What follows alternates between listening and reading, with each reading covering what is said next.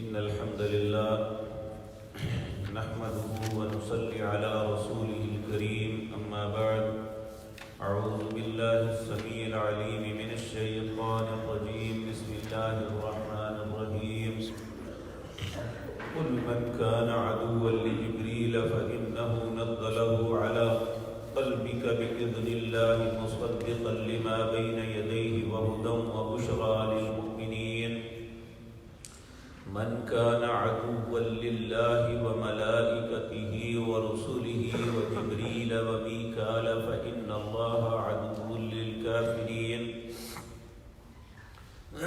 ولقد أنزلنا إليك آيات بينات وما يكفر بها إلا الفاسقون أفكلما عاهدوا عهدا نبذه فريق منهم بل أكثرهم لا يؤمنون.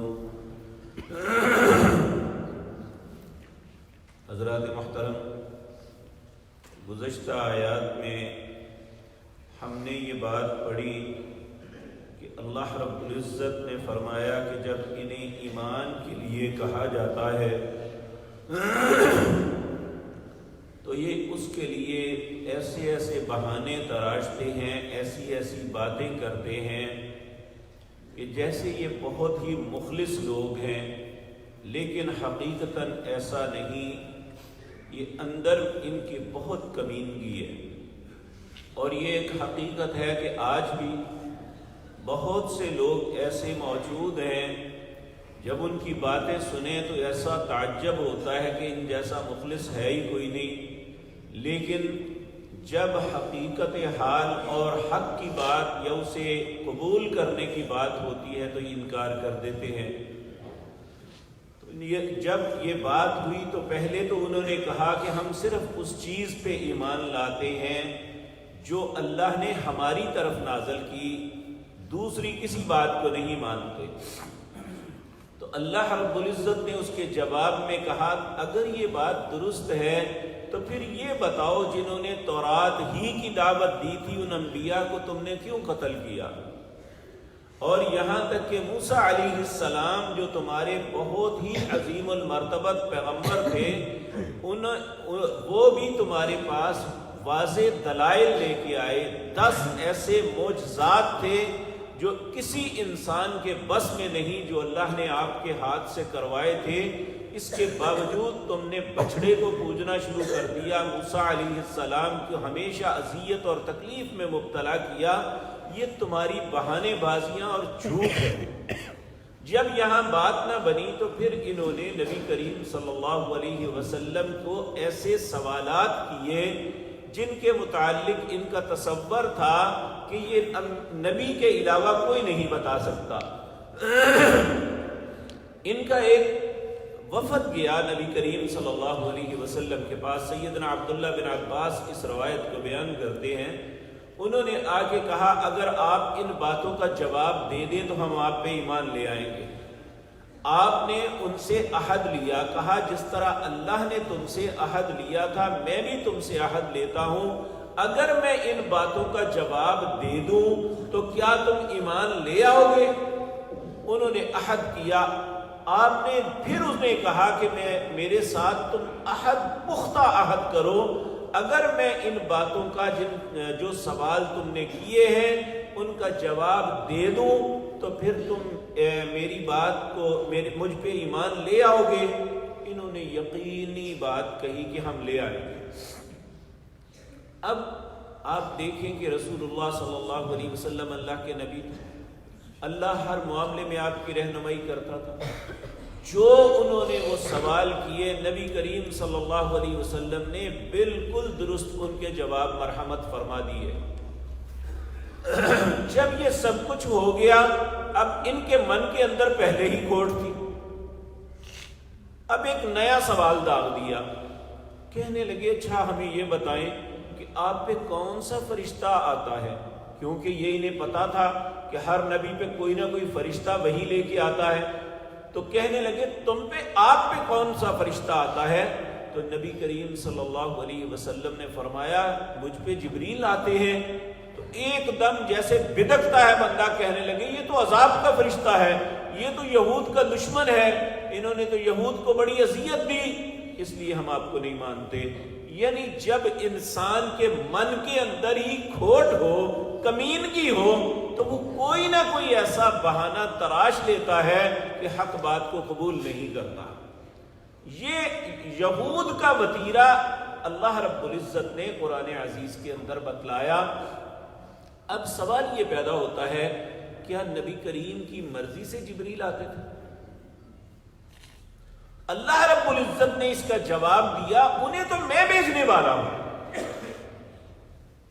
تو کہنے لگے کہ اگر آپ پہ میکائیل آتے ہوتے تو پھر ہم آپ کی بات مان لیتے۔ تو اللہ رب العزت نے ان ساری باتوں کا ان آیات میں جواب دیا۔ اللہ فرماتے ہیں، قل، اے میرے نبی نے کہہ دے، من کان عدوا لجبریل، جو شخص جبریل کو اپنا دشمن تصور کرتا ہے، فإنه نزله على قلبك بإذن اللہ، انہیں تو اللہ رب العزت نے نازل کیا ہے آپ کے دل پر باتیں ڈالنے کے لیے اللہ کے حکم سے۔ یعنی وہ تو اللہ کے حکم سے آپ کی طرف وحی لاتے ہیں، آپ کے دل میں بات ڈالتے ہیں، مصدقا لما بین یدیہ۔ حالانکہ انہیں سوچنا چاہیے کہ جبریل جو کچھ بھی لاتے ہیں وہ تو ان کی باتوں کی تصدیق کر رہے ہیں۔ یعنی تورات میں جو کچھ ہے، انجیل میں جو کچھ ہے، موسیٰ علیہ السلام نے جو کچھ کہا، اور بعد کے اور پہلے انبیاء نے جو کچھ کہا، ان کی تو تصدیق کر رہے ہیں۔ اور یہ بات ذہن میں رکھیں، جب سے یہ کائنات بنی ہے اور جب تک یہ کائنات رہے گی، صرف امت محمد الرسول اللہ صلی اللہ علیہ وسلم کو اللہ نے یہ شرف دیا، یہ کبھی کسی نبی کے متعلق بغض نہیں رکھتے، کسی نبی پر نازل ہونے والی کتاب کا انکار نہیں کرتے۔ ہر قوم نے کسی نہ کسی نبی کی مخالفت کی، دشمنی کی۔ ہم جس طرح نبی کریم صلی اللہ علیہ وسلم کی عزت، احترام اپنے ماں باپ، اپنی جان سے زیادہ کرتے ہیں، اسی طرح سیدنا عیسیٰ علیہ السلام کی عزت کرتے ہیں، اسی طرح سیدنا موسیٰ علیہ السلام۔ ہم یہ سمجھتے ہیں یہ سب اللہ کی طرف سے تھے، ان کی مخالفت حقیقتاً اللہ کی مخالفت ہے، لیکن ان بدبختوں کی ذہن میں یہ بات سمجھ میں نہ آئی۔ تو اللہ رب العزت فرماتے ہیں، اے میرے نبی، یہ کہتے ہیں کہ جبریل کیوں نازل ہوا ہے، انہیں کہیں، من کان عدوا لجبریل، جو جبریل کو دشمن سمجھتا ہے، فإنه نزله على قلبك بإذن اللہ، وہ تو اللہ کے حکم پہ آپ کے دل پہ باتیں ڈالتے ہیں، آپ کے قلب اطہر پہ اترتے ہیں، مصدقا لما بین یدیہ، وہ تصدیق کرتے ہیں جو کچھ پہلے گزر چکا، وَهُدًى وَبُشْرَى لِلْمُؤْمِنِينَ، ان کی تو ساری باتیں ہدایت ہیں اور بشارت ہیں، خوشخبریاں ہیں، کن کے لیے؟ ایمانداروں کے لیے۔ جو بندہ زندگی ہی کفر کی بسر کرتا ہے، اسے بشارت تو نہیں ہو سکتی، چور کو شابش تو نہیں مل سکتی، چور کو تو جوتے ہی پڑنے ہیں۔ اسی طرح جب یہ کفر کریں گے تو ان کے لیے تو بشارت نہیں ہے، بشارت تو اس کے لیے جو ایمان لاتا ہے، جو اللہ کی فرما برداری کرتا ہے، اس کے لیے ہدایت کا رستہ بھی ہے اور خوشخبری بھی ہے۔ تو اللہ رب العزت فرماتے ہیں، اب سن لو میرا فیصلہ، من کان عدوا للہ وملائکتہ ورسلہ وجبریل ومیکال فإن اللہ عدو للکافرین، جو شخص دشمنی کرتا ہے اللہ سے یا اس کے فرشتوں سے، اس کے رسولوں سے، جبریل یا میکائیل سے، فإن اللہ عدو للکافرین، ایسے کافروں سے اللہ بھی دشمنی رکھتا ہے۔ یعنی اللہ، اس کے رسول، اس کی کتابیں، اس کے فرشتے، بلکہ وہ دونوں فرشتے نام لے کے کہا، وہ جبریل ہے یا میکائیل، یہ سب کے سب اللہ کے ہیں، اللہ کی مرضی کے مطابق چلتے ہیں، اور یہ اللہ کے دوست ہیں۔ جو ان کے ساتھ دشمنی رکھے گا، فإن اللہ عدو للکافرین، وہ سن لے اس کافر کا اللہ بھی دشمن ہے، اور جس کا اللہ دشمن ہو جائے کائنات میں کہاں اسے ٹھکانہ ملے گا؟ تو تو اللہ رب العزت فرماتے ہیں وَلَقَدْ أَنزَلْنَا إِلَيْكَ آيَاتٍ بَيِّنَاتٍ، اور البتہ تحقیق ہم نے اتاری آپ کے طرف آیات بینات، واضح دلائل دیے ہیں آپ کو. یعنی قرآن اتنی بڑی حقیقت ہے کہ پوری دنیا کے اندر اس کا انکار کوئی نہیں کر سکتا. خباثت بڑے لوگوں نے کی، اسے بدلنے کی کوشش کی اور اس میں تغیر و تبدل کی کوشش کی اور اسے مٹانے کی کوشش کی. ہر شخص جو بھی اس قرآن کے ساتھ دشمنی لے کے آیا، ذلت اور رسوائی اس کا مقدر بن گئی. اللہ نے قرآن کو اسی طرح عزت دی ہے جس طرح محمد الرسول اللہ صلی اللہ علیہ وسلم پر نازل ہوتے وقت تھی. یہ قیامت تک اپنی عزت کے ساتھ قائم رہے گا انشاءاللہ. تو میرے عزیز بھائیوں، اللہ رب العزت فرماتے ہیں وَلَقَدْ أَنزَلْنَا إِلَيْكَ آيَاتٍ بَيِّنَاتٍ، اور البتہ تحقیق ہم نے اتارا آپ کی طرف آیات بینات، واضح نشانیاں. وَمَا يَكْفُرُ بِهَا إِلَّا الْفَاسِقُونَ، ان باتوں کا انکار نہیں کرتا مگر گناہگار فاسق کمینہ آدمی. أَوَكُلَّمَا عَاهَدُوا عَهْدًا نَبَذَهُ فَرِيقٌ مِّنْهُمْ، کیا تم نے دیکھا نہیں کہ ان میں سے کتنے لوگ ہیں جنہوں نے کئی مرتبہ اللہ سے عہد کیا، موسیٰ علیہ السلام سے عہد کیا اور انبیاء اور رسل سے عہد کیا اور توڑ دیا. اگر تمہارے ساتھ عہد توڑ رہے ہیں تو یہ تو ان کی عادت ہے. نبی کریم صلی اللہ علیہ وسلم کو اس بات پہ رنج ہوا کہ انہوں نے میرے ساتھ وعدہ کیا تھا اگر میری باتوں کا جواب دے دو گے تو ہم ایمان لے آئیں گے.